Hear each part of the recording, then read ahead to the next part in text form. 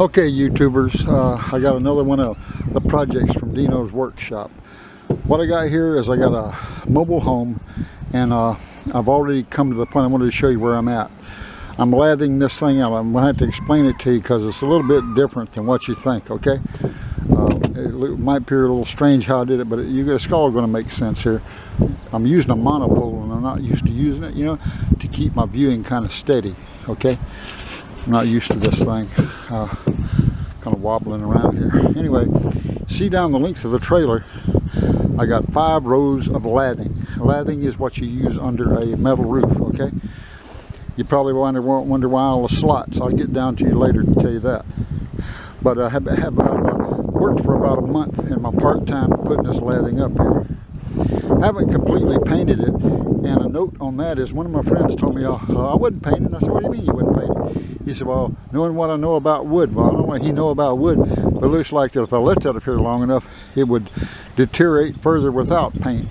Now on the outside edges, you'll notice I did use some paint, okay? Well, I just went ahead and painted because I thought, what the heck, the blowing winds and rain is going to affect the lumber, you know? And no matter what he says, I'm going to go back and paint that lumber before I put the metal on, okay? Or as I put the metal on. But you can see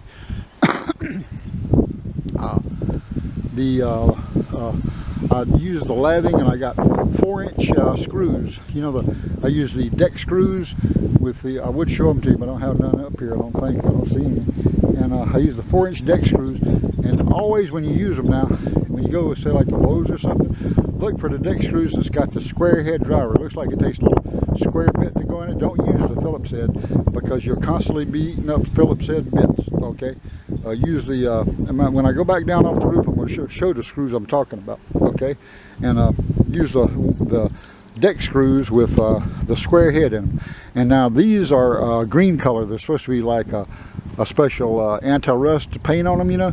But you can actually, I was looking at Lowe's, and I think the stainless steel 4-inch screws, these are either 3.5 or 4-inch, and the stainless steels are about, I think, about 4 times more expensive. But if you're going to put a roof up, and you know, well, I'm not going to be messing it for the next 30-40 years, well, then use the stainless steel. You know, I know they cost more, but you know, you do it a little bit of time and moderation, it'll be all right. And trust me, you're not going to get up here by yourself and try to do this all in one day, because you're just not going to do it. All the cutting and all I did. I guess if you use solid lumber all the way down the length, you could.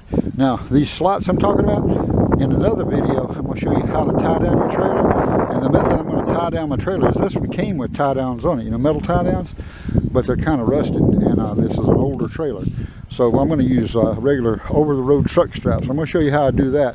And that's good for, like, say you're in Florida and you want to tie down your RV or your house trailer or your travel trailer against a hurricane. You'd want to use these kind of straps, because normally a travel trailer does not come with tie-down straps.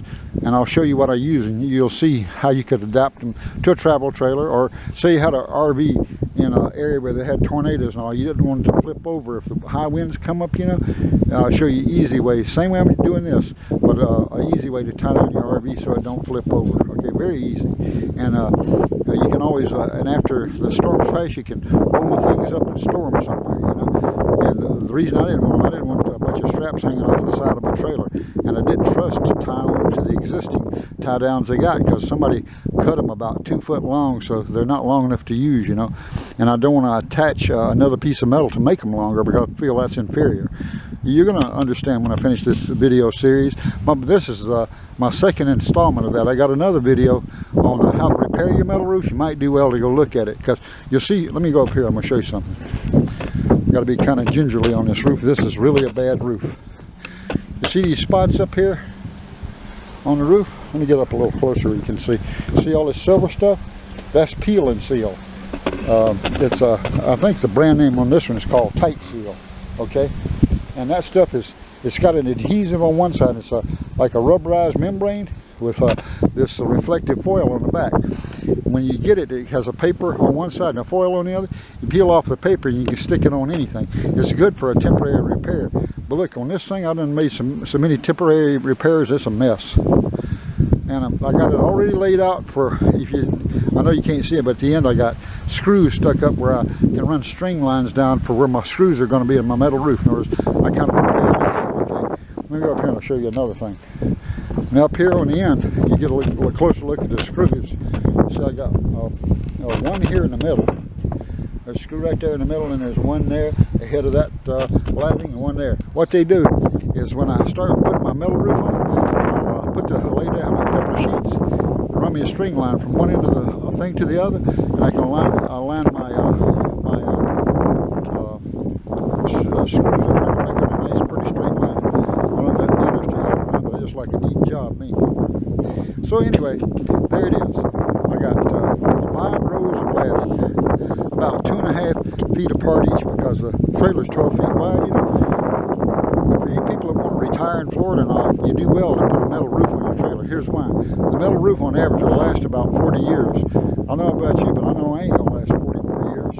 I doubt that the trailer is going to last 40 more years, but all the same, I'm going to put a roof on there to make it, you know. If you do minor maintenance over the life of the trailer, it'll last you many years, you know, probably longer than any 40 years. And the metal roof just guarantees no leaks, okay? I mean, and if you got to repair a metal roof, you can take one panel off, make a repair, and put that panel back on. If that panel gets damaged, you replace that panel. You're not replacing the whole roof, you know.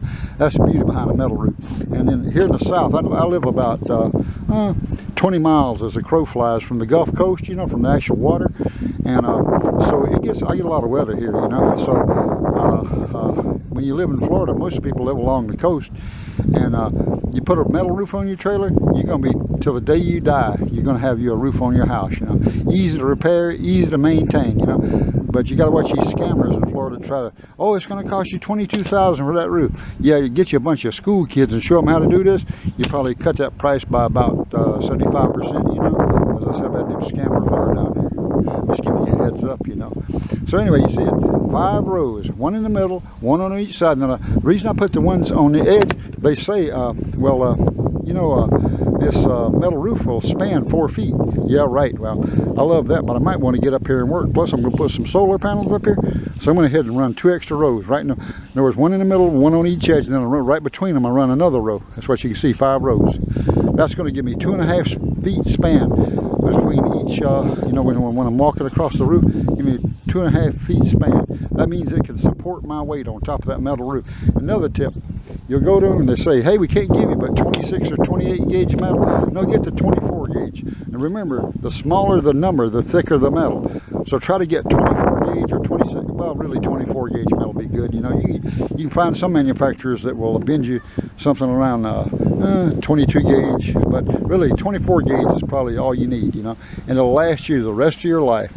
And I'm just including you here in my project because I'm trying to put something together to make my little bayou bungalow last a little longer, you know. Nice little retreat, you know, like a retirement retreat or whatever you want to call it, you know. The extra, you see down there on the end, the extra piece of lumber sticking out, what that's for is I'm not going 12 feet wide on the metal, I'm going 13. Some people say go 14, but I think 2 foot overhang is a little too much, you know.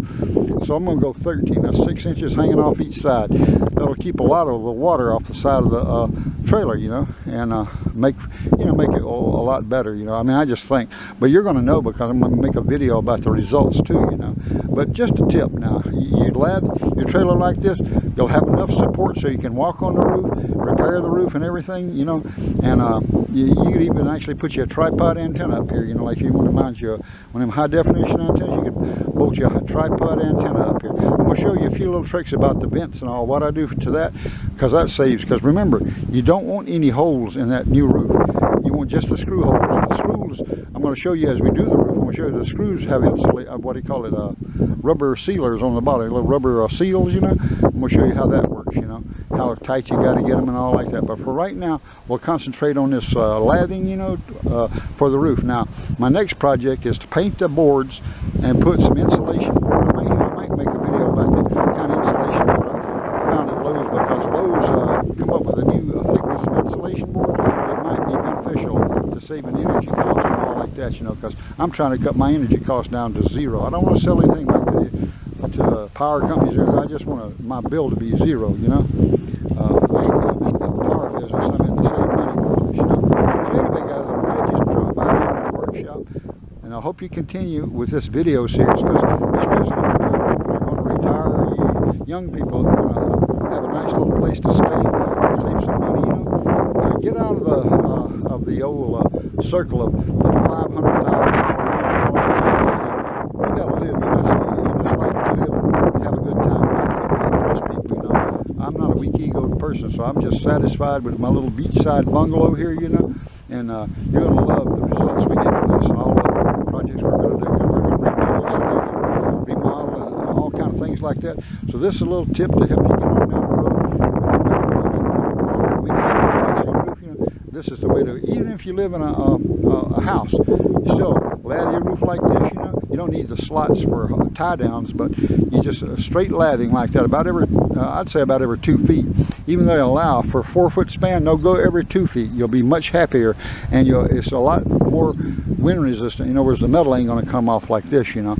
But I'll update you when I put the insulation on, when we put the metal roof on. Okay, anyway, thanks for dropping by Dino's Workshop. This is Dino, and look at my other videos, especially the one on metal roof repairs, in case you got a few holes in your roof, you know, and you want to, I'd repair them before I put my metal roof on to ensure that if any water at all got up under there, it wouldn't get through into the ceiling, you know. But anyway, y'all subscribe and come on back and subscribe. What's that other thing? Share? I don't know what that is, but anyway, share and subscribe, and I'll try to put up videos on how to do stuff as I go. You know, I'm trying to do this. I'm trying to, some of the project as long as this, you know, this takes this much of my personal time because I'm doing it by myself, you know. Spurts, and I show you when I get done, because I know you don't want to sit there and make a video about every step I do. But remember, use those 4-inch screws, and if you really want it to last, use 4-inch stainless steel screws with a square nut driver, okay? Okay, anyway, enough jabbering. Come on back again. It's Dino at Dino's Workshop. Goodbye.